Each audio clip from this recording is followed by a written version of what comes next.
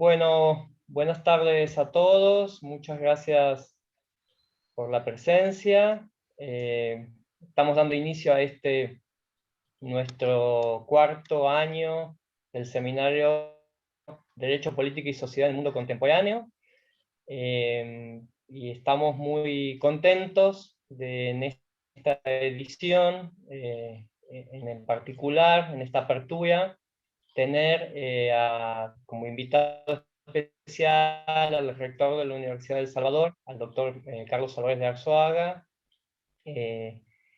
Y también agradecemos y estamos muy contentos de que nuevamente nos acompaña nuestra decana, la doctora Livia Oriol, y finalmente va a compartir conmigo la coordinación de este evento, el coordinador justamente del seminario, quien colabora conmigo en esta tarea, en este espacio, el doctor Juan Bautista González Saborido. Muchas gracias a Livia y a Juan Bautista por su presencia, por su participación. Bueno, un poco la dinámica que teníamos pensada para esta inauguración es un poco comentar que este año el seminario va a tener 10 eventos. Ustedes habrán visto en la grilla de inscripción cuáles son. El eje central de este año va a ser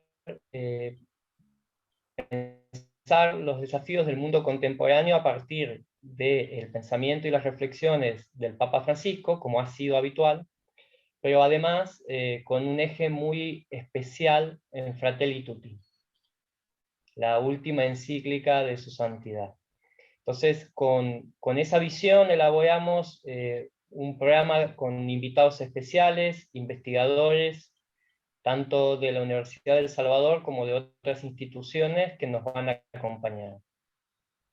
Bueno, sin más, en esta presentación inaugural, el rector de la Universidad de El Salvador nos va a proponer un tema central para pensar nosotros. Nos parecía una inauguración ideal, que es los desafíos de la educación universitaria hoy, ¿no? En este contexto de pandemia, de incertidumbre, y un poco agradecemos al rector que haya sido tan amable de aceptar nuestra invitación, y sin más vueltas y prolegómenos, le damos la participación. Solo indicar que la secuencia va a ser: el rector va a exponer, luego nuestra decana, la doctora Livia Oriol, va a realizar una pregunta, luego Juan Bautista realizará otra pregunta, y a partir de ese momento abriremos a la lectura de las consultas que vamos a ir recibiendo vía chat. Sin más, doctor Salvadores, le dejo a usted la palabra. Muchas gracias, buenas tardes. Mi agradecimiento muy especial a la Facultad de Ciencias Jurídicas que me haya convocado para inaugurar el inicio de este seminario.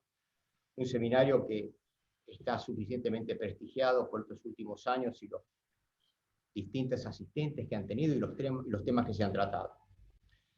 Sin duda estoy muy agradecido, les digo, porque a veces la gestión no nos hace detenernos en las cuestiones que creo que hacen lo fundamental a la universidad.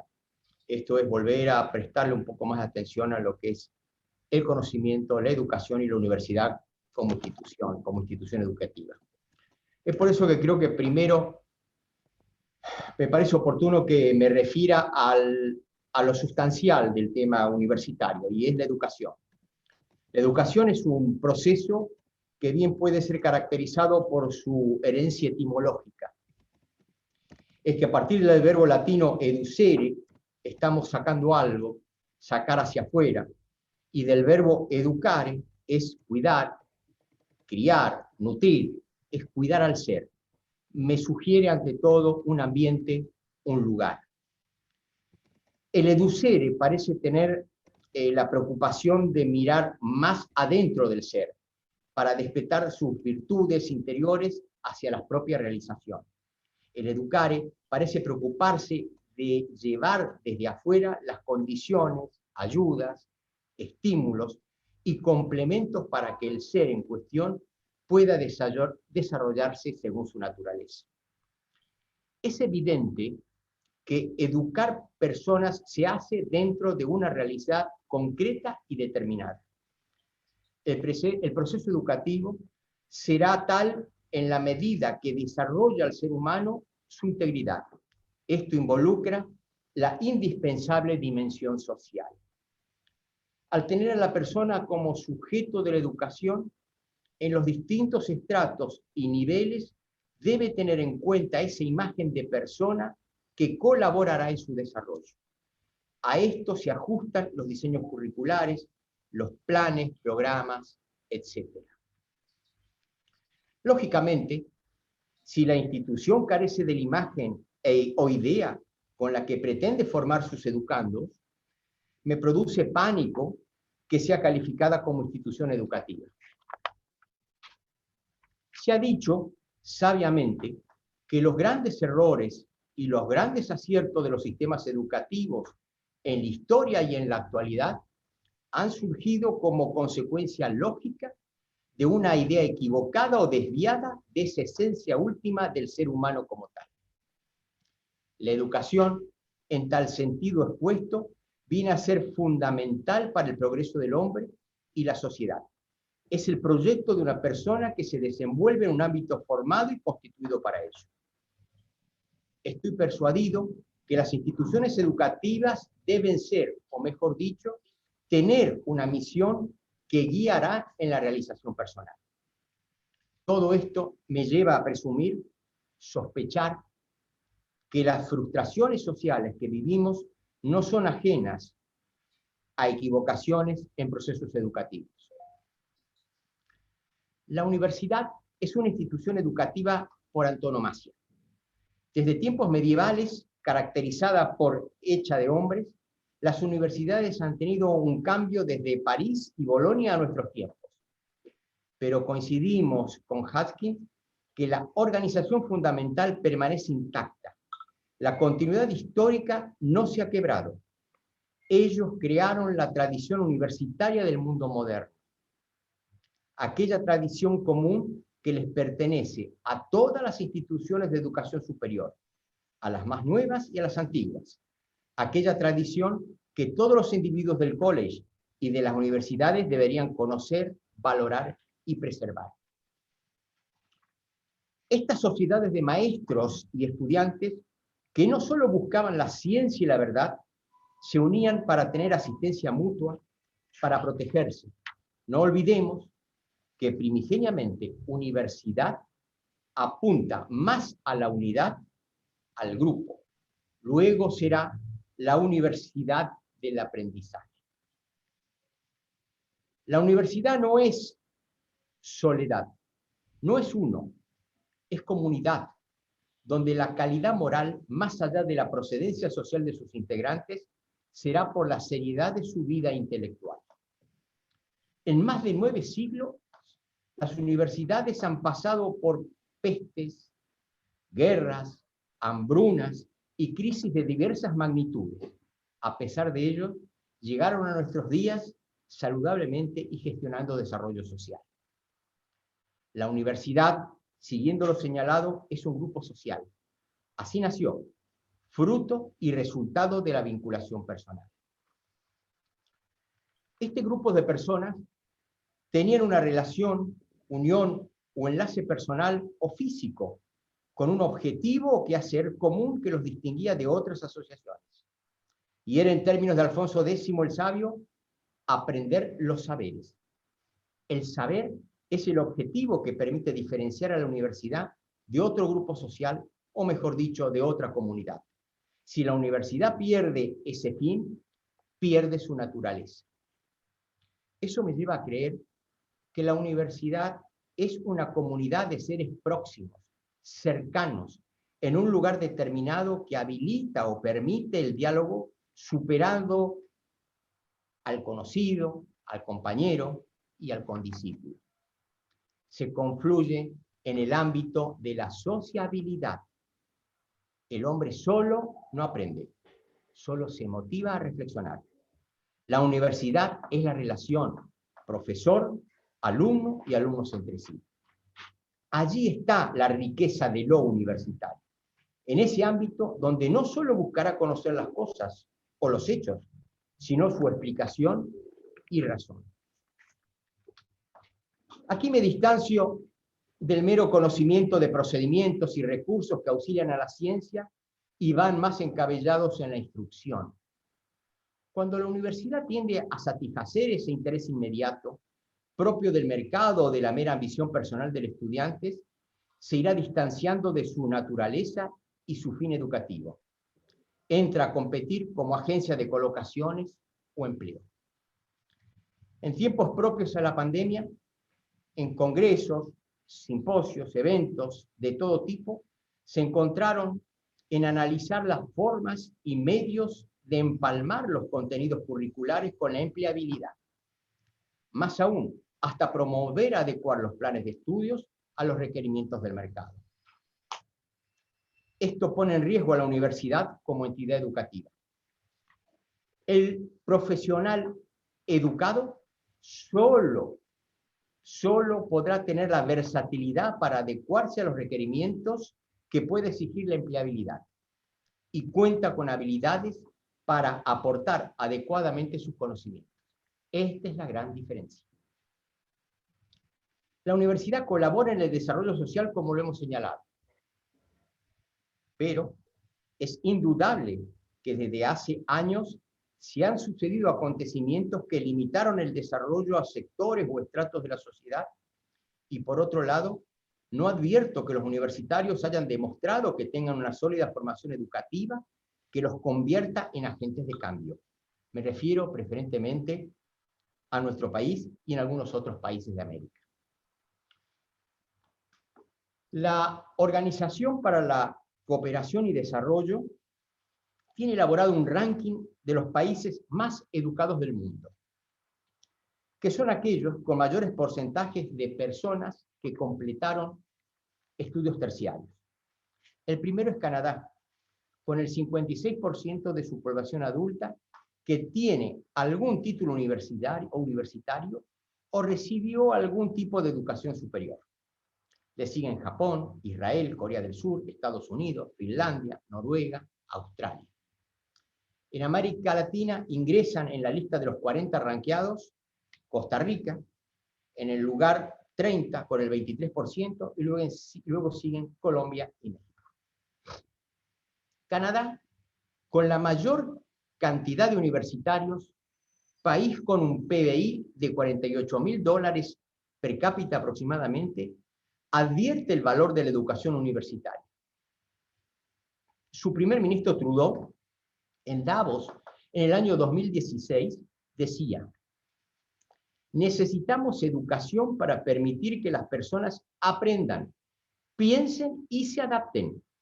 Pero los canadienses saben que lo que se necesita para crecer y prosperar no solo está debajo de nuestros pies, sino lo tenemos entre los oídos. Es evidente el protagonismo de los universitarios en la sociedad. Y en una sociedad donde la tecnología produjo y produce grandes cambios en tiempos veloces, la importancia de la investigación supera a la de la mano de obra. La velocidad de la comunicación inmediatiza la información y el conocimiento, lo que acarrea cambios socioculturales. La mundialización de la economía, que entre otras cosas impacta en el mercado laboral. Los desequilibrios entre las naciones como en las sociedades se profundizan, donde el crecimiento de pobres y marginados es exponencial. El desempleo es una constante y tampoco hay garantías para el trabajo digno. La degradación ambiental evidencia sus efectos. La representatividad política está en crisis, incluso con la aparición de nuevas formas de participación o acción social. Y así podemos sumar situaciones de estos tiempos que todos las percibimos. Para promover un cambio en que nuestro mundo se ordene hacia el bien común, basta que las universidades provean médicos, ingenieros, economistas, solamente calificados en sus disciplinas, o profesionales con sensibilidad y compromiso social. Podemos afirmar que un profesional es exitoso ¿Solo por el posicionamiento social adquirido o por la magnitud de los bienes obtenidos? Categóricamente no. La universidad no es para ser ricos y famosos. Aquí regreso a la educación como proceso en que se forma al hombre como persona, y la universidad le añade o completa la preparación científica. Sigo a quien fue mi profesor de filosofía y la educación. Decía Aquiles, la universidad es la institución de nivel superior reflexivo sobre los problemas humanos, científicos y técnicos. Solo en la universidad se puede hacer reflexión superior sobre el ser del hombre, su esencia y su ubicación en el universo y en el sentido de su vida. Creo yo que los estudios universitarios no pueden estar alejados de la antropología filosófica, la historia. El estudiante universitario debe tener conciencia de lo que es y de dónde viene. Desde la universidad solo formamos realmente cuando nos conocemos, cuando tenemos memoria, tanto la propia como la del pueblo al que pertenecemos. Esto ayuda a no divorciarnos de la realidad. Además, al profesor universitario debe dar el testimonio del maestro. Esto es, no solo atribuir sabiduría y conocimiento, sino con sus actitudes al ser práctica de valores. Esta es la universidad que se reclama. Salir del torbellino de la técnica, la inmediatez, la satisfacción individual es el gran desafío. En la medida que las universidades sean efectivamente entidades educativas y en sus aulas se formen la verdad, la belleza y el bien, nuestros profesionales podrán ser efectivos agentes y promotores del cambio social que los tiempos reclaman.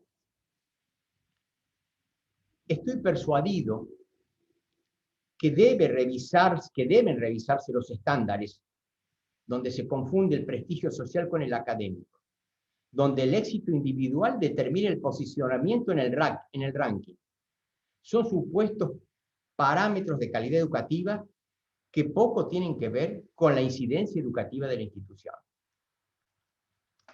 Nuestro Santo Padre nos dice, hoy se requiere la parresía necesaria para ir más allá de visiones extrínsecas de los procesos educativos, para superar las excesivas simplificaciones aplanadas sobre la unidad, sobre el resultado, sobre la funcionalidad y la burocracia que confunden educación con instrucción y terminan destruyendo nuestras culturas.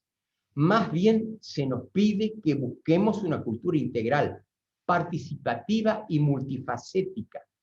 Necesitamos valentía para generar procesos que asuman conscientemente la fragmentación existente y los contrastes que de hecho llevamos con nosotros. La audacia para recrear el tejido de las relaciones a favor de una humanidad capaz de hablar el lenguaje de la fraternidad. El valor de nuestras prácticas educativas no se medirá simplemente por haber superado pruebas estandarizadas, sino por la capacidad de incidir en el corazón de una sociedad y dar nacimiento a una nueva cultura. Un mundo diferente es posible y requiere que aprendamos a construirlo, y esto involucra a toda nuestra humanidad, tanto personal como comunitaria.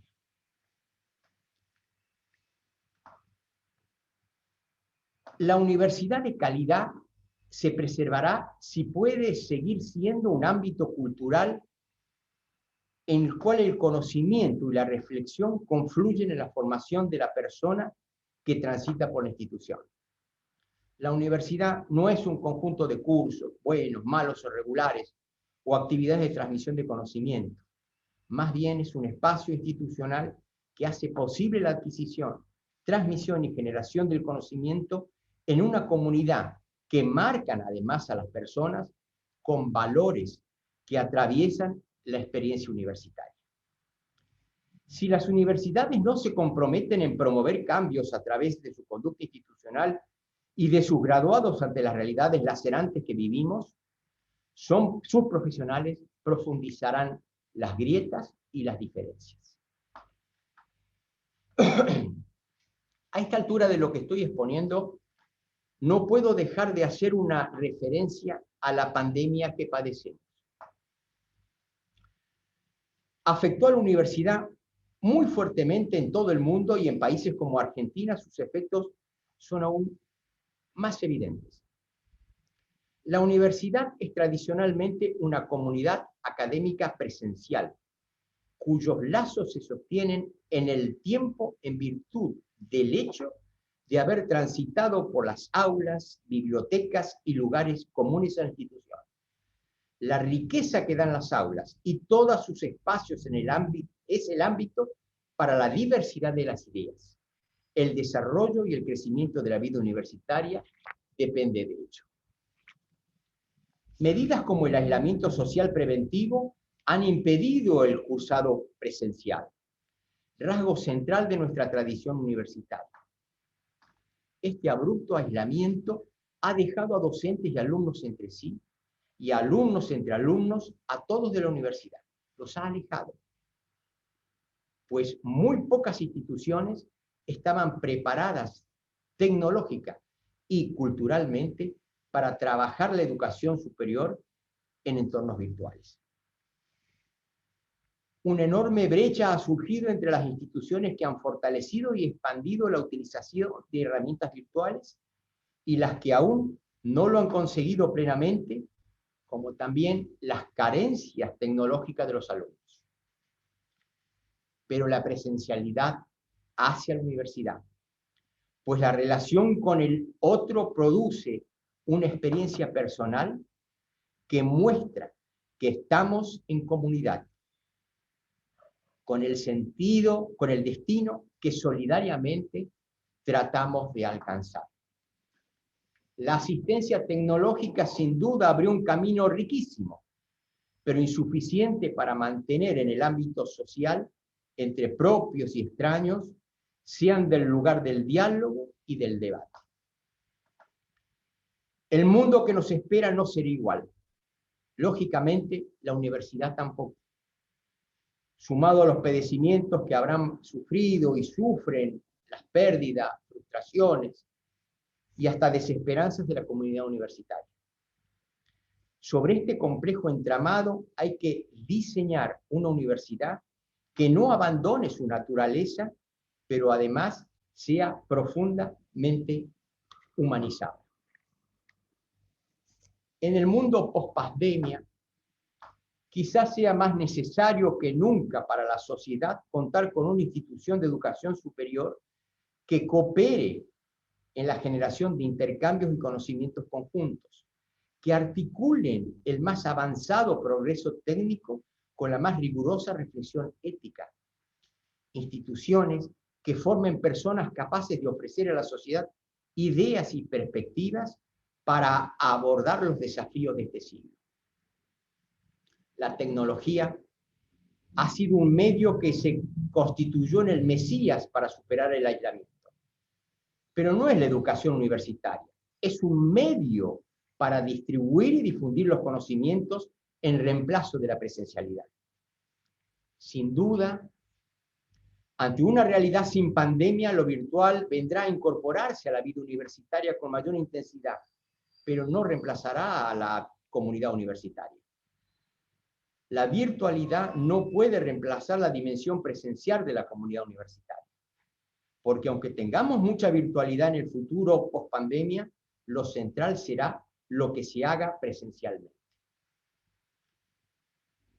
Estimados, hay riesgos que deberán enfrentar y resolverse. Uno de ellos es que la universidad no quede en una burbuja social. El debilitamiento de los lazos académicos por las excusas, los excesos, de las herramientas informáticas y el abandono de las tradiciones de las diferentes casas de estudios en cuanto fueron inspiradoras de innovación y formación de valores. También tenemos desafíos como reconquistar la universidad como ámbito cultural rico, sereno y estable, con vínculos impersonales que permitan la reflexión, incluso la polémica, pero en la relación que solo puede dar la proximidad, la mirada, los ojos, las actitudes, los gestos, lo más humano que nos hace convivir en armonía. Lo virtual tendrá un lugar y la comunidad universitaria, con su naturaleza, continuará siendo un lugar de saberes. Muchas gracias. Muchas gracias, rector, por sus palabras. Bueno, damos la palabra ahora para que le realice un comentario / pregunta a la decana, Livia. Muy buenas tardes a todos. Muchas gracias, doctor Carlos Salvadores de Arzuaga, por su exposición de una claridad meridiana. Como usted hizo referencia, podemos decir que estamos en el lugar indicado para hacer reflexión superior. Después de un año de pandemia, de aislamiento social, de no presencialidad en las universidades, donde la tecnología como medio nos ha permitido distribuir y difundir conocimientos, creo que ahora debemos prestar atención en reconstruir el entramado social que nos hace comunidad, las relaciones entre docentes y alumnos entre sí, y todos ellos a su vez con la sociedad en la que se encuentra inserta la universidad. Por ello necesitamos de la presencialidad. Usted nos habla, en esta nueva realidad, de un modelo híbrido de educación, donde convive lo virtual y lo presencial. Me gustaría preguntarle cómo imagina esa presencialidad. Gracias, decana. Hay dos cuestiones que creo que podríamos diferenciar. Uno, lo que es puramente lo que daríamos como material, o sea, el lugar, el ámbito. Es evidente que esta pospandemia va a pasar largo tiempo aún y seguiremos en la misma situación que estamos. Creo que una de las cuestiones que hay que instrumentar es la permanencia de los alumnos en las aulas con distintas variables en la cantidad de los alumnos, los tiempos, etcétera, cosas que fijan los protocolos. Esto es lo puramente material.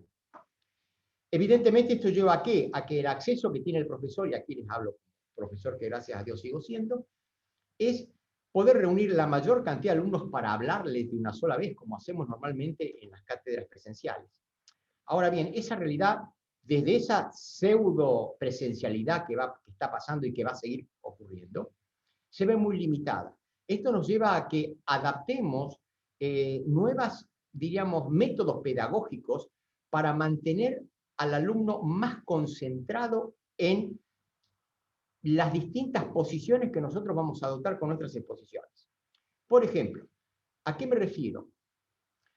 A que cuando nosotros damos clases de una manera presencial, asistidos o no tecnológicamente, podemos o no tener la misma cantidad de alumnos y vamos a tener siempre la misma cantidad de horas de clase conforme lo establecen los planes. Pues bien, ahora podríamos decir que el gran desafío que tenemos los profesores es mantener vivo el contenido que vamos a volcar más allá de esas horas de clases. ¿Y esto cómo se hace o cómo se debiera hacer o cómo creo que se debe hacer? Y es a través del trabajo aquí sí, que es con asistencia tecnológica, donde debemos incrementar el pedido de lecturas y de debates, pero olvidarnos de la rigidez de los horarios con las que estamos acostumbrados. Hay una flexibilidad que este tiempo nos está indicando que debemos tratar de dar también en lo que son nuestros regímenes de estudio. De ahí es que vamos a tener profesores que deberán dedicar más tiempo a sus alumnos con mayor extensión y quizás con menos intensidad. De ahí es que esto no va a ser como una regla, como tenemos hoy en día en los planes de estudio, tantas horas, tales días, etc. Esto va a llevar a un dinamismo en el que el docente va a tener que estar más dedicado al alumno. Algo así como pasa en muchas universidades norteamericanas, por ejemplo, ¿no? La estancia del profesor de lunes, miércoles y viernes de tal hora a tal hora, y no necesariamente que está dando clases, sino que está en su escritorio escuchando a los alumnos con las dudas que tienen. Esto creo que nos va a llevar a que lo volquemos nosotros a la virtualidad. Hoy en día, cualquier profesor que esté utilizando ese sistema advierte que los alumnos se escriben a distintos horarios, no importa si es lunes, viernes, sábado o domingo, requieren material a distintos horarios. Bueno, estamos en una nueva modalidad. Lo importante es no perder el espíritu, el espíritu ese, que bien podríamos decir, es ese espíritu de comunidad. O sea que yo estoy volcando no solamente la satisfacción de una duda, sino que estoy creando, o mejor dicho, más que creando, fundamentando el vínculo. Muchas gracias, rector. Gracias a la decana por la pregunta. Vamos a dar paso a una consulta de Juan Bautista González Saborido. Juan Bautista. Hola, muy buenas tardes a todos. Muchas gracias por la conferencia, señor rector, que me pareció sumamente interesante. Quería hacer hincapié en 2 puntos. Usted cita un discurso del Papa cuando convoca el Pacto Educativo Global, donde señala, entre otras cosas, que el valor de nuestras prácticas educativas no se medirá simplemente por haber superado pruebas estandarizadas, sino por la capacidad de incidir en el corazón de una sociedad y dar nacimiento a una nueva cultura. Y también cita al reverendo padre Quiles, que decía con respecto a la educación universitaria, que la universidad es la institución de nivel superior reflexivo sobre los problemas humanos, científicos y técnicos. Solo en la universidad se puede hacer reflexión superior sobre el ser del hombre, su esencia y su ubicación en el universo y en el sentido de su vida. El padre Quiles, como saben, es el creador de la filosofía insistencial, que sintéticamente hacía hincapié en la capacidad de la persona de estar en sí misma, que él denominó insistencia, a través de la serenidad de la autoconciencia, el autocontrol de los impulsos y el autodominio de sí mismo, en nuestras relaciones con el cosmos material, con la realidad social, con el prójimo y con Dios como origen, ordenador íntimo y trascendente del cosmos, de uno mismo y de los demás. Entonces la pregunta es, ¿qué lugar le parece que puede ocupar la filosofía insistencial del padre Quiles en estos desafíos que tenemos por delante como institución superior? Gracias, doctor. Mire,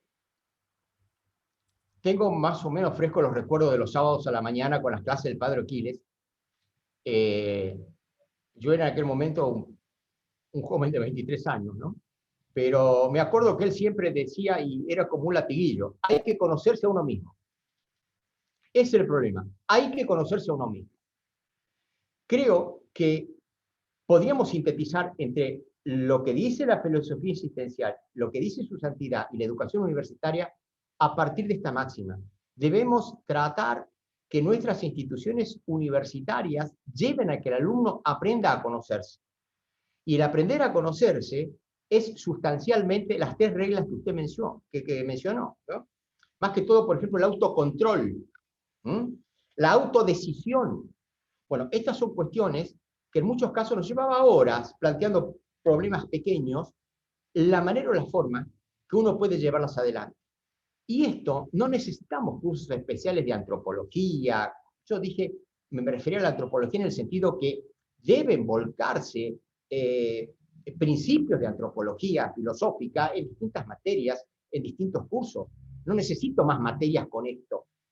¿Por qué? Porque el secreto de la universidad va a partir que debo enseñarle al universitario, o debemos enseñarle al universitario, que aprenda a conocerse. Es la regla. A partir de ahí habrá fraternidad, a partir de ahí habrá solidaridad. Creo que es volver al tema principal que decía Aquiles. Formamos personas. ¿Ok? Muchas gracias, Juan Bautista. Gracias, rector. Y bueno, para último, para terminar esta ronda y abrimos las preguntas del chat. Yo, un poco abusando de mi posición dominante en el lenguaje del derecho. No, le quería consultar algo muy puntual, porque usted ha mencionado que la universidad no es un conjunto de cursos, buenos, malos, regulares, que solo hacen actividad de conocimiento, sino que es un espacio institucional que hace posible el conocimiento, pero en una comunidad.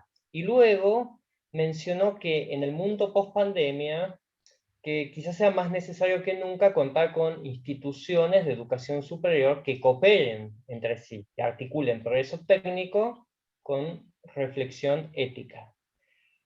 Mi pregunta sería, ¿cómo imagina en general, en el futuro cercano, el rol de la Universidad Argentina,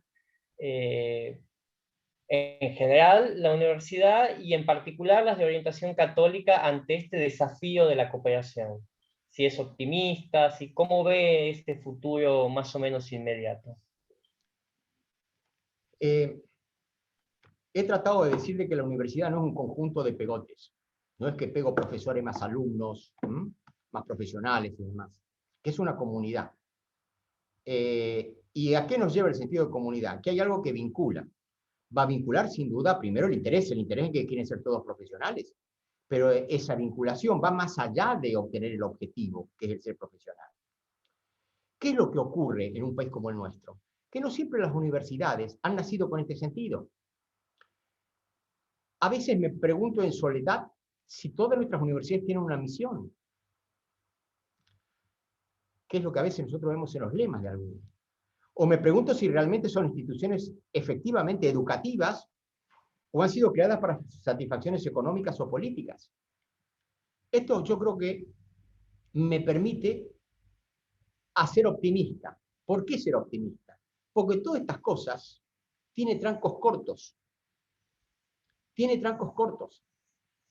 El buen universitario, el que se ha formado dentro de una universidad que tenga alma, es el que efectivamente va a obtener, podríamos decir, ese resultado que es el que efectivamente ha buscado, que se ha formado humanamente.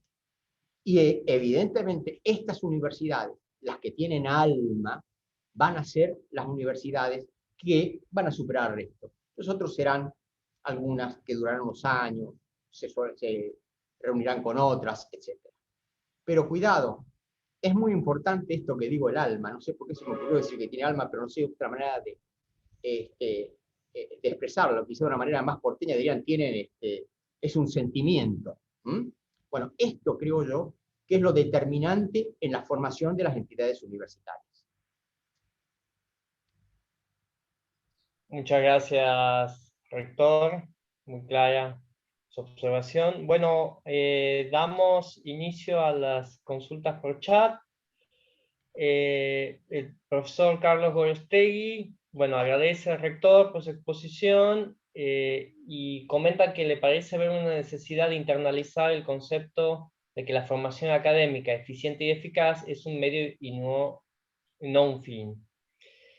Y que ese fin es el bien común, ¿no? Deja ese comentario planteado. Yo quería, aprovecho y le consulto también sobre esto que comenta el profesor Gorostegui. Ahí tenemos otra consulta de la profesora Lucía Chaparro.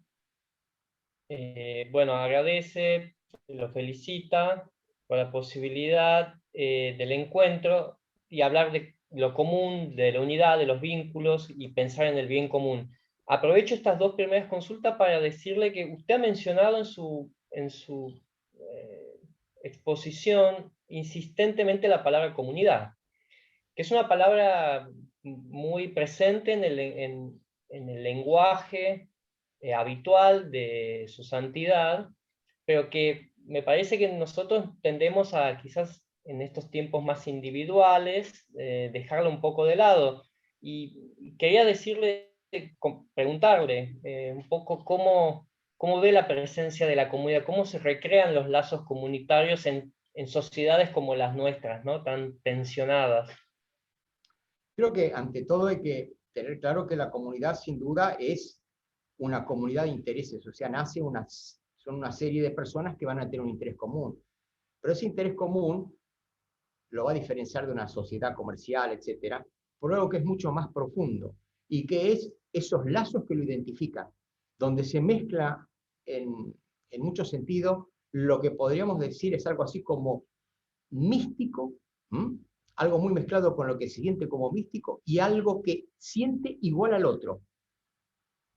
Entonces, cuando nosotros pensamos en comunidad, indefectiblemente entra a jugar otro valor, que es la memoria, que es el ver el pasado. Porque yo a través del pasado es como voy a terminar identificando qué es lo que me une con el otro. Y es lo que nosotros a veces nos ha ocurrido a los argentinos, perdemos la memoria. Y la pérdida de memoria hace que el lazo de comunidad vaya desgastándose, se vaya estirando y desaparezca.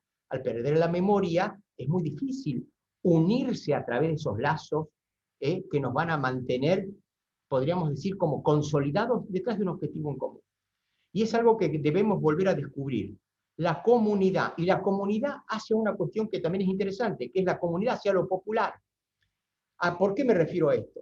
Porque va a haber comunes denominadores que van más allá de situaciones sociales, económicas, etc. Hay comunidad de sentimientos, hay comunidad de valores. Esto es lo que creo que debemos tener claro. Acá me parece que el gran desafío que tiene el universitario, más que todo en un país como el nuestro, tan tironeado por el presente, es volver a recuperar esos lazos de comunidad y evitar las grietas y las diferencias que cada día se profundizan más. Si yo no reconozco en el otro o uno igual, es muy difícil avanzar. Y la universidad es un excelente ambiente para descubrir esto. Un excelente ambiente para descubrir esto.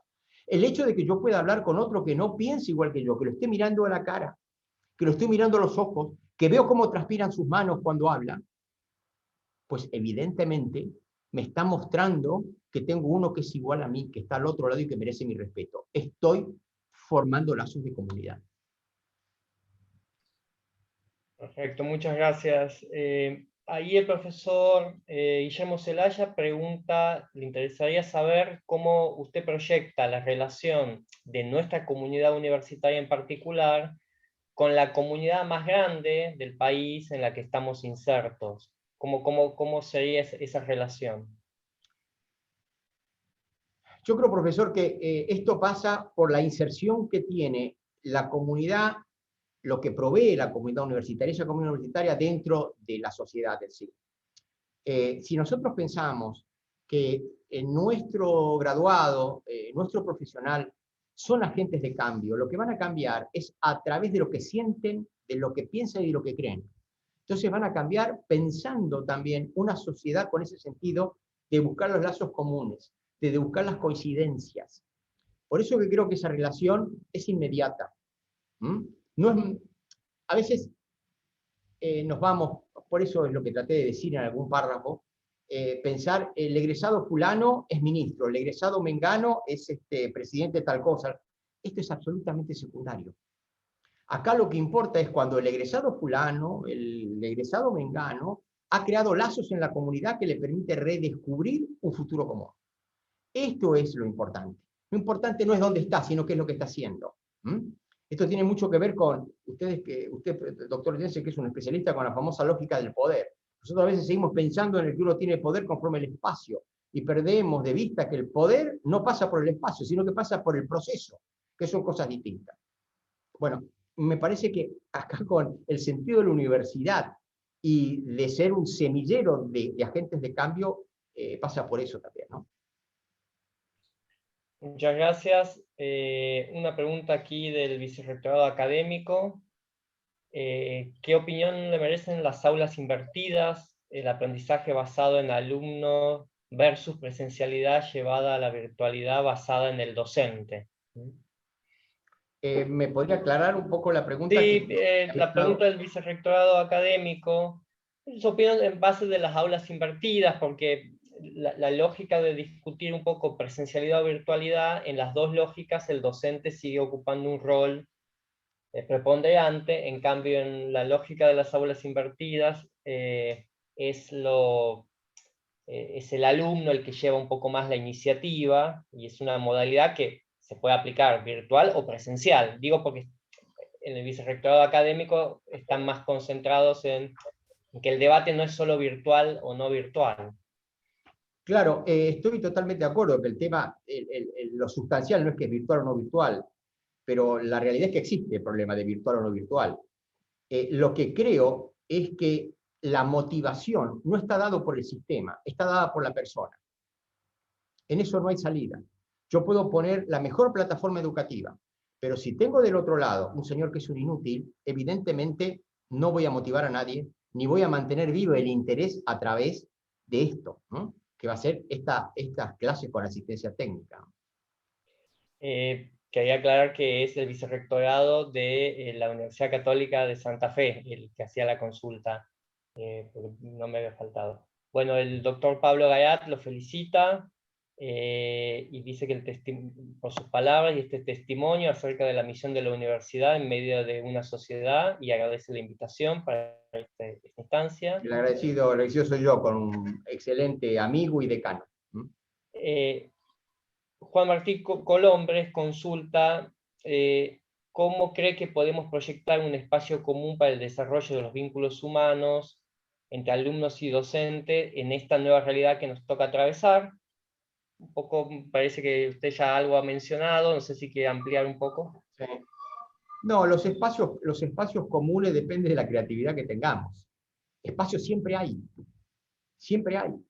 El profesor que se puede reunir con 2 o 3 alumnos existe, momentos. Lo que pasa es, insisto, depende de los sujetos, depende de las personas. Mucho se puede hacer, muchísimo se puede hacer. Lo que pasa es que también nosotros debemos esforzarnos, no esperar que nos digan qué es lo que vamos a hacer. Hay ejemplos, hay muchísimos ejemplos. He visto casos en el que los alumnos se han reunido con algunos profesores en una confitería porque no pueden ir a la universidad. ¿Bien? Y que el profesor le decía, por favor, que no tienen que ser más de 5. Bueno, acá tiene un espacio común. Porque evidentemente donde hay ese hogar de saberes, no importa que sea bajo un árbol o dentro de una confitería, eso también es su universidad. Creo que Fray Luis de León decía una cosa así, en eso me puede corregir el doctor Canosa Ucera, ¿no? Sí.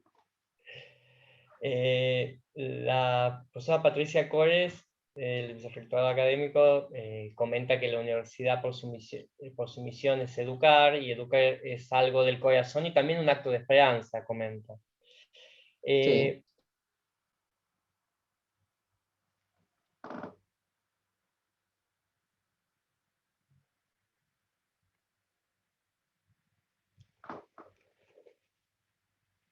Lo perdí, no lo escucho, ¿eh? Perdón, me silencié yo mismo en un gesto de destreza audiovisual. La doctora Rojo consulta que, siguiendo esta idea que usted plantea y el doctor Colombres de mantener los vínculos de la comunidad universitaria en pandemia, una pequeña iniciativa concreta. Dice, un grupo de 50 alumnos, docentes e investigadores de la Facultad de Ciencias Jurídicas comenzaron hoy a cursar juntos idiomas francés e italiano online. Lo planteamos como una forma de aprender y socializar en un contexto diferente, y que comenta que la iniciativa tuvo una excelente acogida.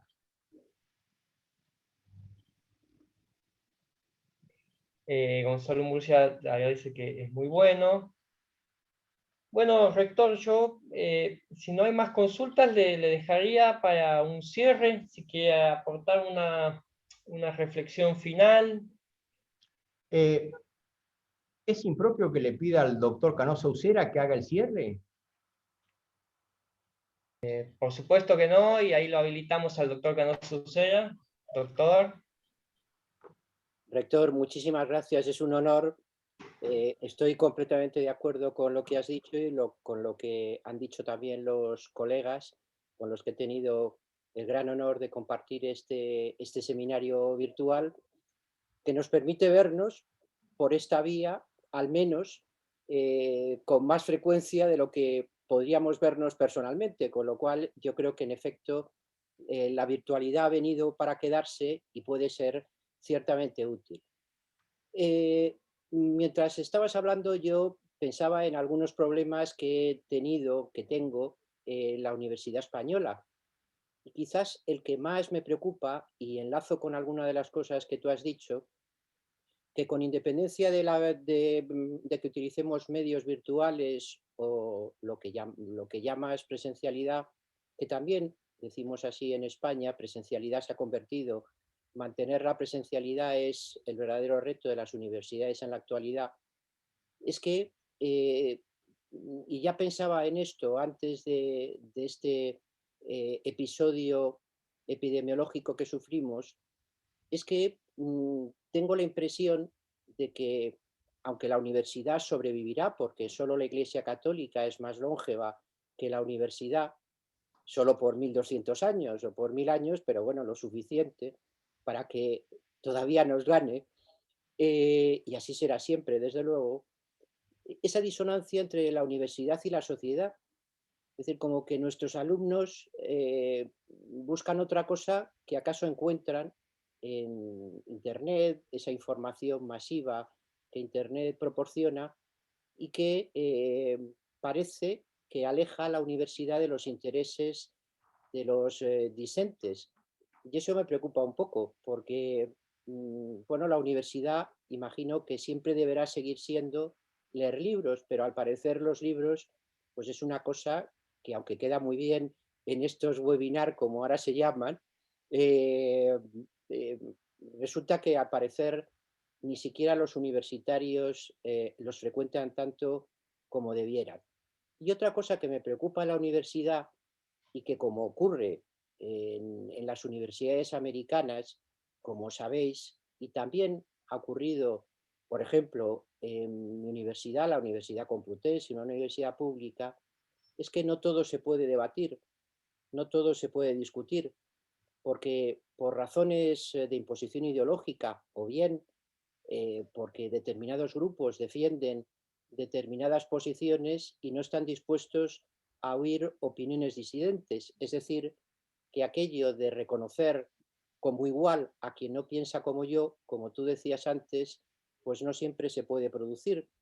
Eso me preocupa, que la universidad sea pues una suerte de gueto o de espacio en donde no se debate, sino todo lo contrario.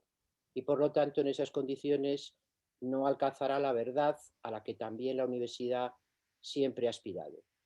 Pero, en fin, son preocupaciones de un profesor que ha entrado ya ahí en su 7º decenio de vida y bueno, pues ya eso comienza a pesar. Será la nostalgia o quizás otro sentimiento. En todo caso, son preocupaciones y estoy seguro, porque creo en la universidad, creo en los profesores, creo también en los alumnos, que acabaremos encontrando el camino para seguir profundizando en la universidad. Y estoy seguro que la Universidad de Salvador, regida ahora por un queridísimo colega, pues hallará el camino, hallará, o mejor, mantendrá el alma y la actualizará en el porvenir. Nada más, muchísimas gracias, Carlos, has estado magistral como siempre. No, gracias a vos. Gracias al doctor. Bueno, rector, bueno, si le parece, cerramos.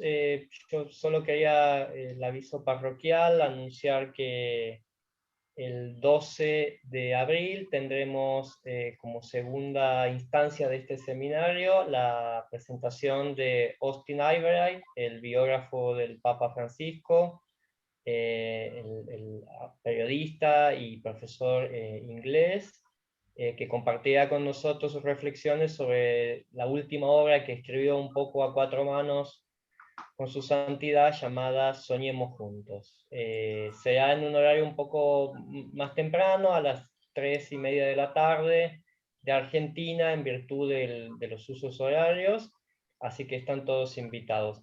Muchas gracias a todos por haber participado de esta inauguración, a la decana, a Juan Bautista, al doctor Raúl Canosa por sus palabras del final, y a usted, rector, muchas gracias por hacerse este tiempo para estar con nosotros.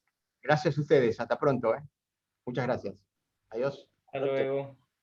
Lidia, un placer verte, cuídate también.